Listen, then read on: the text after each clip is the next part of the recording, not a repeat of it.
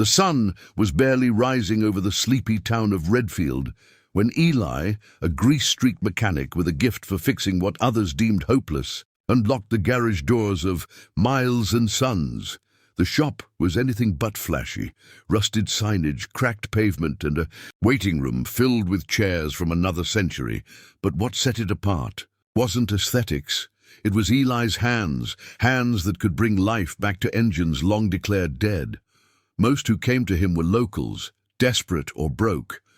But this morning, something different purred up to his shop, quiet as a whisper, yet powerful as thunder. It wasn't a local vehicle. It was sleek, foreign, and almost mythical in appearance.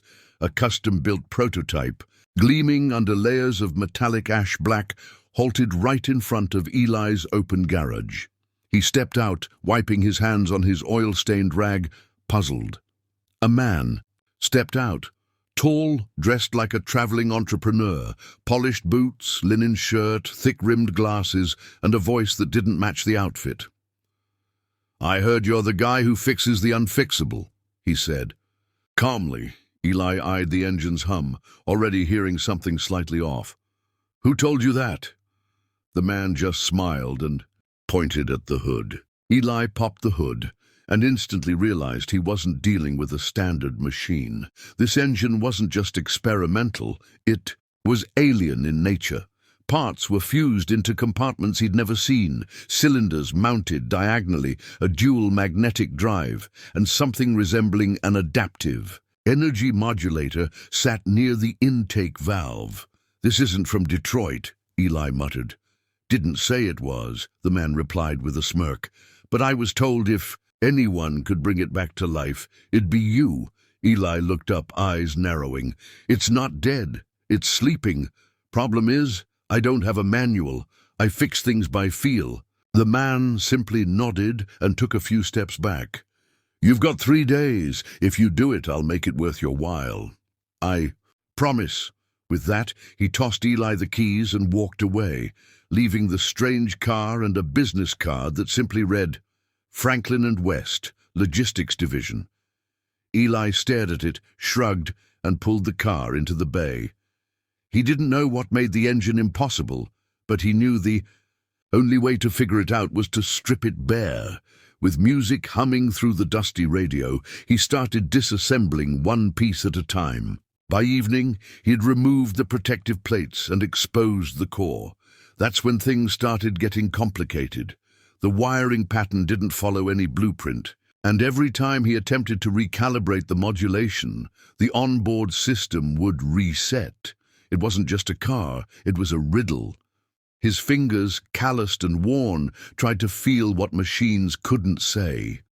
He leaned in closer, listening to the metallic groans and watching light pulses on the data screen. At midnight he was still at it, a coffee-stained mug beside him, sweat dripping onto blueprints he'd drawn by hand on butcher paper. On the second day, word had spread. A few of the locals wandered in, curious about the car sitting like a spaceship in Eli's humble garage.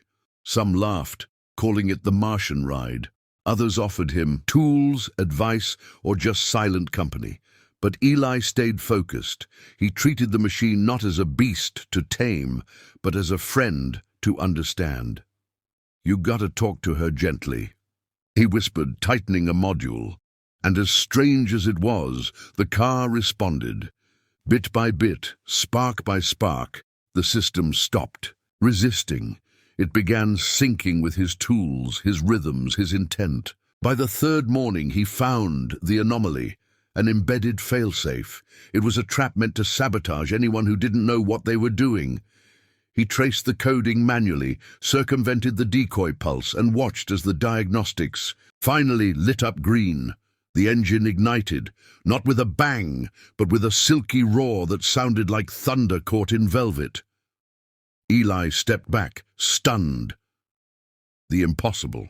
Engine was alive. He was still catching his breath when he heard slow clapping from the doorway. The strange man was back, but something about him had changed. His posture, his eyes, his energy. The man stepped forward, removed his glasses, and with a quiet grin, unzipped his jacket to reveal a familiar logo. Falcon Core Industries. Eli blinked. Falcon Core wasn't just any company. It was the apex of automotive innovation, their CEO rarely seen in public. "You're Richard Vale," Eli muttered, "the founder." Richard smiled. "Guilty. I don't usually do the disguise thing. But I wanted to see how far stories about your talent traveled. I didn't just want a mechanic. I wanted someone who sees what others overlook." Eli didn't know what to say. His hands, blackened with oil, suddenly felt very, very small. Richard didn't mock the small shop or the dusty waiting area. Instead, he walked toward the engine, placed a palm over the hood, and simply whispered, "You gave her a heartbeat again."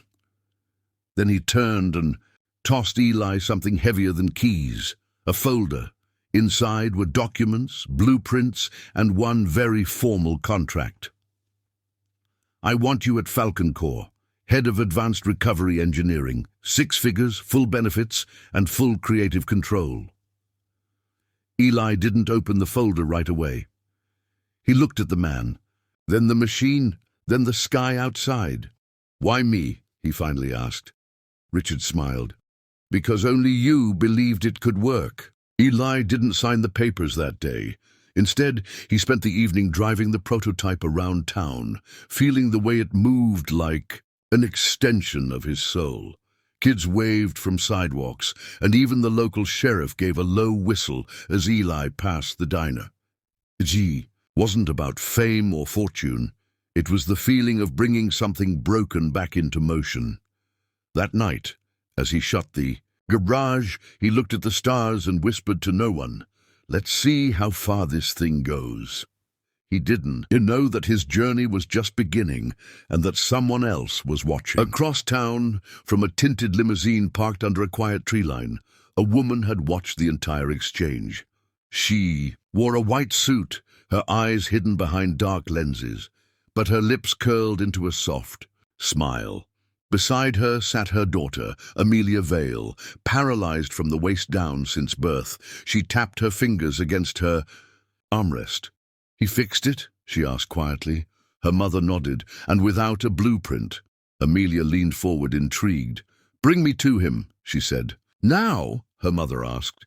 Amelia simply replied, "Anyone who can fix the impossible engine might just understand impossible people too." The next morning, as Eli opened the garage for another regular day, a sleek Falcon Core accessible van rolled up and parked smoothly in front. The door opened, and out came a young woman, guided in a motorized wheelchair. Her eyes were sharp, her posture regal. "You're Eli?" she asked. He nodded, wary but polite. "And you are?" She gave a small, knowing smile. "Amelia, Richard Vale's daughter." Eli froze for a second. "Did I do something wrong?" She laughed. "You did something very right." Then, gesturing at the garage, she added, "Mind if I come inside? I want to see where it all began." Eli moved aside as Amelia's wheelchair gently rolled over the threshold of his garage. The worn concrete floor and the scent of engine grease didn't seem to bother her. In fact, she looked comforted by it. She studied the tools, the scattered notes, and the strange energy that lived in the room. "I've been to a dozen Falcon Core research centers," she said softly, "but none of them felt like this." Eli raised a brow. "Like what?" She smiled. "Like a place where machines get healed." He chuckled. "I don't heal them. I just listen to what they need." Amelia nodded. "Exactly." They spent the morning talking, first about engines, then about music, then about mobility. She explained how the chair she used was custom-built by Falcon Core engineers, yet it still left her feeling limited. They built what looked perfect on paper, but none of them live in it. Eli listened intently. For the first time, he saw her not just as the billionaire's daughter, but as someone stuck in a design that didn't understand her. "What would you change?" he asked. Amelia's eyes lit up. "I don't want a throne. I want a dance partner." Eli smiled. "Then maybe we redesign everything?" By evening, he'd already sketched out a dozen modifications, nothing flashy, just thoughtful. Lower torque assist, kinetic weight shifting, all based on feel, not a formula. Amelia watched, stunned. "No one's ever asked me where the problem really was," she said quietly. "They just assumed I needed more power or lighter." "Wheels!" Eli shrugged. "It's never just about power, it's about balance." Richard returned the next day to find his daughter and the mechanic knee-deep in schematics. He watched silently, his face unreadable. When Amelia noticed him, she didn't ask for permission. She said, "We're going to build something better." The Vale family had power, unimaginable power. But inside Eli's modest garage, power meant something different. It was trust. It was collaboration. Eli brought in old blueprints from the 80s, concepts abandoned for being too impractical or too human. Amelia added insights from her lived experience, where corners caught her wheels, where slopes became traps. Over days, the idea evolved from a better chair into something bigger, a mobility system, responsive, intuitive, alive. Richard watched it unfold, more as a father than a CEO. "This isn't just a project," he finally said. "This is going to change everything." The announcement came quietly. Falcon Core acquired Eli's garage, not to shut it down, but to elevate it. They left the name, the sign, the worn floors. But now, engineers and specialists walked its halls. Only one rule: Eli's designs came first. A month later, they unveiled the prototype, the Freedom Frame, they called it. Amelia tested it before anyone else. It didn't just move. It flowed. It adapted to her instinct, reading the pressure of her fingertips, the tilt of her head. When she wheeled into Falcon Core headquarters, every executive stood and applauded. But Eli stayed behind, tinkering with a spring tensioner. Then came the call, from the Department of Defense, from hospitals, from veterans. Requests flooded in. Could Eli's design help paraplegic soldiers? Could it give motion back to stroke patients? Could it adapt for children? Each time Eli replied, "Let me meet them first." He refused to send blueprints blindly.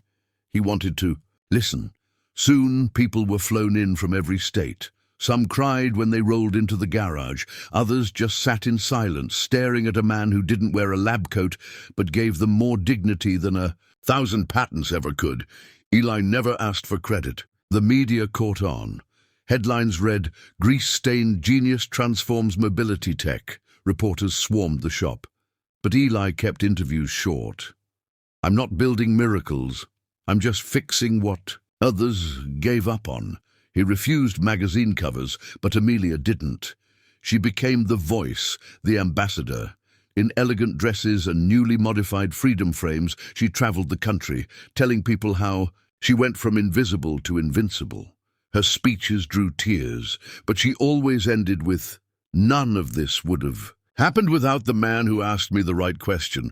What do you want to feel when you move?" Richard, for all his wealth, had one more surprise in store.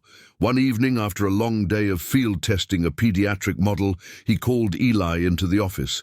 "There's something you should know," he said. He pulled out a photo, an old one.